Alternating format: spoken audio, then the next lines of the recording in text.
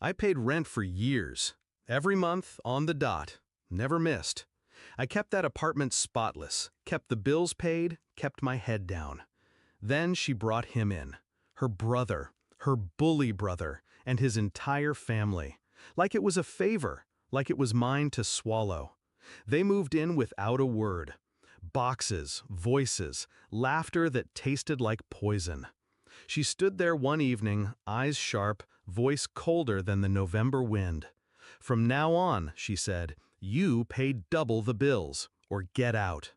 I nodded, packed a bag, walked out the door without looking back. "I've found my own place," I told her. Not a question, not a plea. But that was only the start. The silence between us grew thick, heavy like a fog. I kept my distance. She called me a few times, pleading, angry, mocking. But what unsettled me wasn't her voice. It was the way her eyes flickered when she spoke, the way she avoided certain topics, the way her phone lit up at odd hours, quickly silenced when I walked into the room. I told myself it was paranoia, but my gut twisted into knots. Something wasn't right.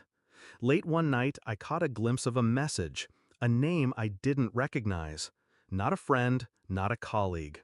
Someone else.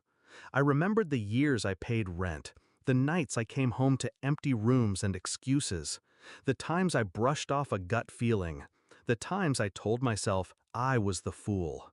Was I? I started small, quiet. I checked the bills, everything doubled, but the meter readings stayed flat. The house was empty half the time. Who was she hiding? I watched. Not like a man blindsided by emotion, like a man who knew the score but was learning the rules. The phone records said enough. Late calls, secret texts, a pattern.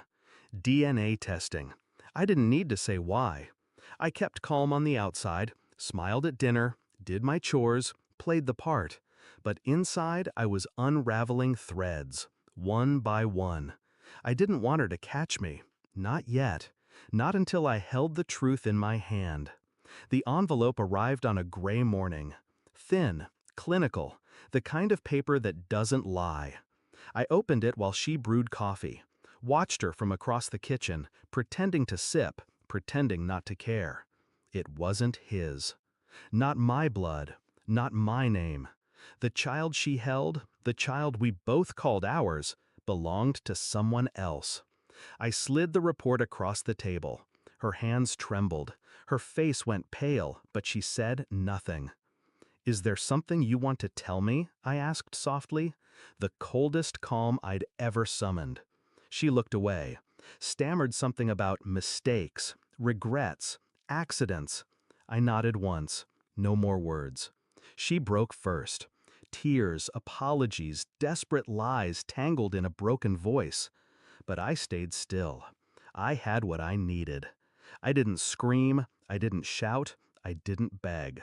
I packed the child's things, not to leave, to disappear. I told her, "You wanted me to pay double the bills. Now I pay my own way, with truth." I handed her the keys. No more lies, no more debts. She looked at me like I was the villain. Maybe I was, but I was free. I left the apartment, the house, the entire life she'd stitched around me. No fury, no begging. Just a quiet, cold resolution. She lost control. I found my own. The nights after were empty, but not hollow. I thought about the years I'd invested in a lie.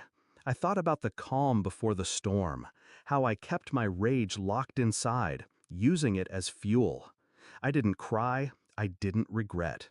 I detached, slowly, precisely. The truth was my weapon, my shield, my escape. Her betrayal was a lock. I found the key and walked away. Now when I close my eyes, there's no pain, only clarity, only power, only the quiet satisfaction of knowing I paid rent for years. But now I own myself, and that's the only thing she'll never take from me.